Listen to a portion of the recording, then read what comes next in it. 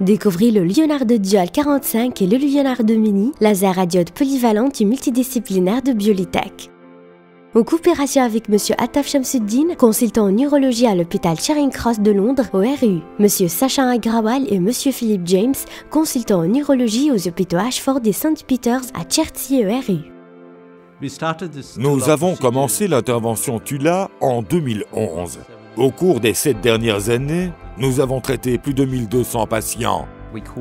Nous appelons cette intervention résection transurétrale au laser, RTUL pour Transurethral Laser Ablation ou TULA. Elle a été principalement conçue autour de la polyvalence du laser et de ses applications. Nous l'avons en effet utilisée dans plusieurs domaines de l'urologie, des sténoses urétrales au cancer de la vessie, en passant par le col vésical, les voies supérieures et les reins. Il s'agit en fait d'un laser qui était utilisé dans la chirurgie vasculaire. Il avait donc de très bonnes propriétés hémostatiques. Il est issu des anciens lasers que nous utilisions, tels que le holmium. Il était assez difficile de contrôler totalement les saignements qui les accompagnaient, et on rencontrait donc parfois un cas où il fallait effectuer une anesthésie générale, alors que la plupart de ces procédures se déroulent au bloc sous anesthésie locale. La plupart des patients sont âgés et ont de nombreuses comorbidités. Et la tumeur non musculaire invasive de la vessie ayant normalement un fort taux de réapparition, ces patients âgés doivent subir plusieurs interventions sous anesthésie générale, au moins 2 à 3 fois par an. Avec l'autorisation des patients, nous avons testé ces lasers au cours des interventions nécessitant une anesthésie générale. Nous avons trouvé que la diode laser à 2 longueurs d'onde, 1470, était plus efficace. La diode s'est avérée être la meilleure option de notre point de vue en termes de profondeur de pénétration dans les tissus d'une épaisseur de 1 à 2 mm. Elle offre également une seconde fréquence, ce qui nous permet de traiter plus efficacement les tumeurs de la vessie plus agressives et légèrement plus à risque. Nous l'avons restreinte aux tumeurs non musculaires invasives de la vessie, pour lesquelles le diagnostic nous était connu. Les autres indications incluaient les verrues urétrales, qui sont très bien traitées avec ce type de laser et y répondent très bien.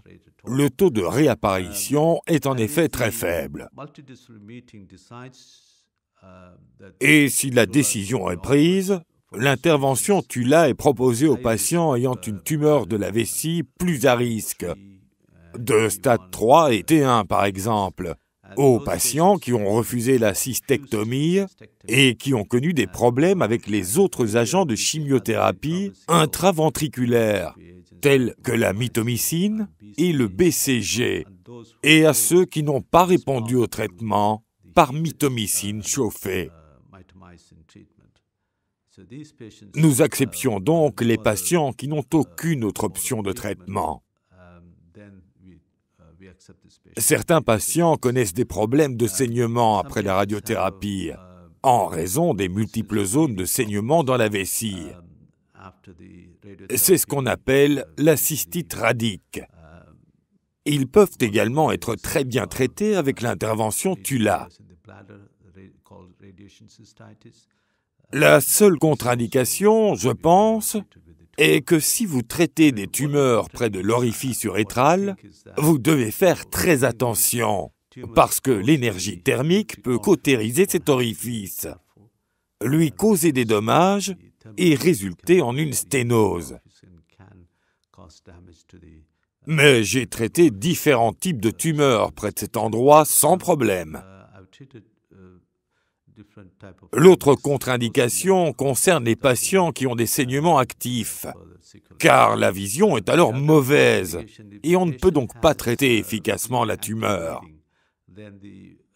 Ce sont les 2 contre-indications concernant l'intervention TULA.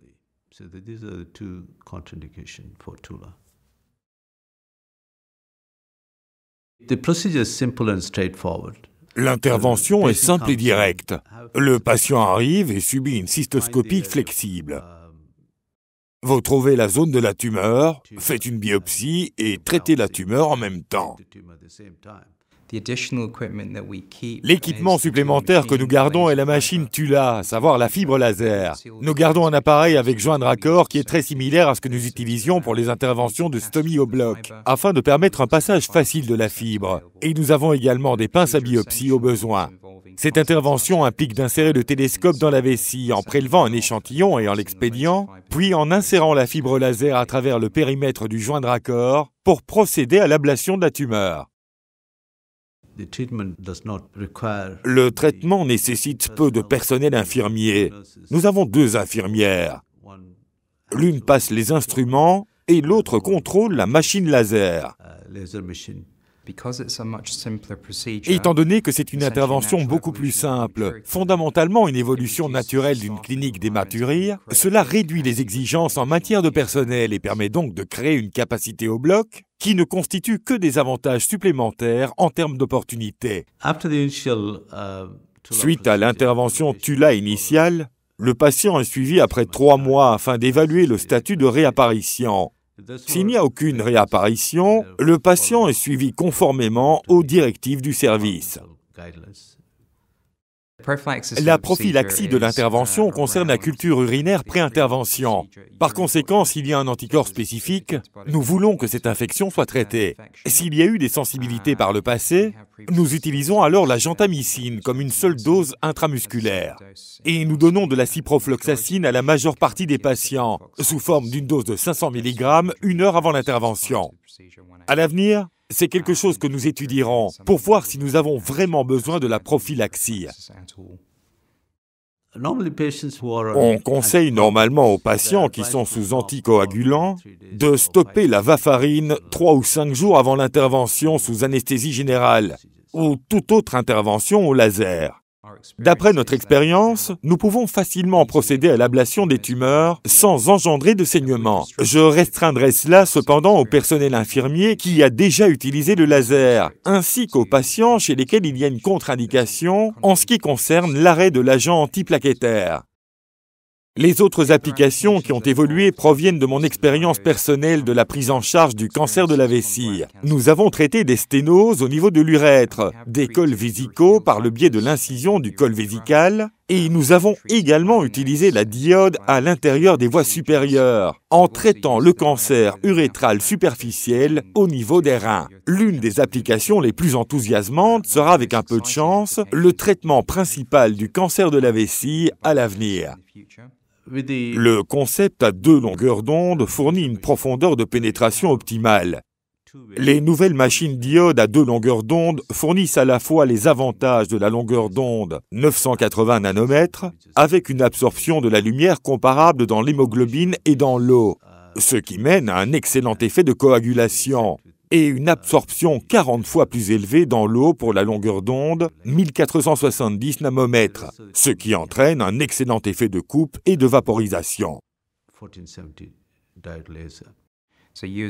Vous devriez donc, en tant que patient, être en mesure d'aller dans une clinique, de subir votre cystoscopie flexible comme examen diagnostique, puis, avec un peu de chance, de passer à une biopsie, un traitement que vous pouvez physiquement observer. Cela dépend évidemment du type de tumeur et de sa pertinence, et est subordonné aux recherches futures. En fonction du pays dans lequel vous êtes basé, la mise en place du nouveau service nécessitera quelques étapes, telles que la planification de l'activité avec le service concerné et l'équipe en charge de l'approvisionnement. Quelques changements devront être effectués en ce qui concerne la mise en place d'une salle sûre pour le laser. Une fois la machine fournie, on peut commencer immédiatement la formation pertinente auprès de Biolitech.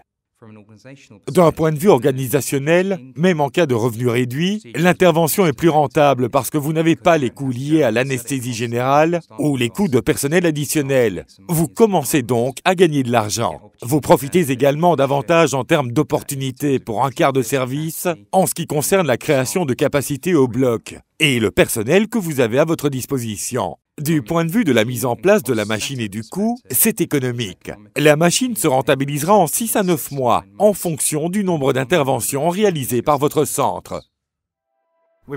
Ce qui concerne l'expérience du patient avec l'intervention Tula, tous les résultats de nos questionnaires ont été excellents. Les 3/4 des personnes n'ont ressenti absolument aucune douleur. Le quart qui a ressenti de la douleur a affirmé qu'elle était très infime et tous les patients qui ont subi une ablation au laser ont opté à nouveau pour ce type d'intervention. Les gens ont vraiment eu une bonne expérience du centre urologique lorsqu'ils s'y sont rendus pour leur intervention. Ils ont connu beaucoup moins d'indispositions et de problèmes par rapport à ceux qui sont venus pour une anesthésie générale, tout particulièrement lorsque cette cohorte de patients est prise en compte. En ce qui concerne le service d'urologie dans son ensemble, nous avons identifié les patients qui sont compatibles avec notre processus EMD et cela a rendu les décisions difficiles pour les patients âgés présentant des comorbidités beaucoup plus faciles depuis que nous avons un traitement adapté dans notre panoplie. Pour plus simple information sur le produit, des démonstrations de l'assistance, veuillez contacter Biolitech en vous rendant sur www.biolitech.com.